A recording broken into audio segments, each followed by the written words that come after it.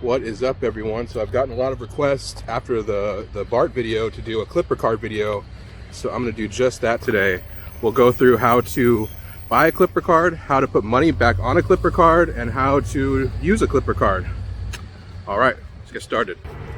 Okay, so in order to buy a Clipper Card, you will first use the ATM thing and put your card in. I'm going to do that now.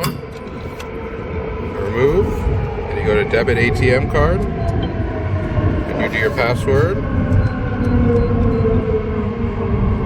enter, and a $3 issue car fee will be charged. You want to continue, then you go to yes, and then it'll automatically start off with $20 in your Clipper Card. I don't want all that since I'm buying this one. I'm just going to do the minimum amount just for now. No, six is the minimum amount you have to have. Then you issue Clipper Card with $3 e-purse value. Okay. So then we'll go to this, and then it'll ask you if that's okay for the fee. You go to yes, and then there you go. And then you can get a receipt if you want. Yes. So now you have a brand new Clipper Card. There's our receipt. So when you want to add money on your Clipper Card, all you have to do is tap it right there.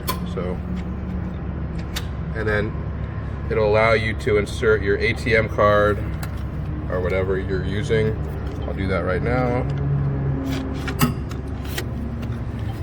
I put my credit card, then you yank your credit card out immediately. Then you go to, I'm using a debit card. And then you'll use this for your passcode. And then it'll start you off with $10 extra, like $20. That's what they start you at, but you can subtract right here, because I'm only going to 24th and Mission, so that's $12. You don't need 20, so subtract. 19, 18, 17, 14, 13, 12. Yeah, $12 flat. And you go up, accept e-purse, upgrade to 1810. No, you don't want to do that. Oh, yes, you do. Yeah, then you upgrade it.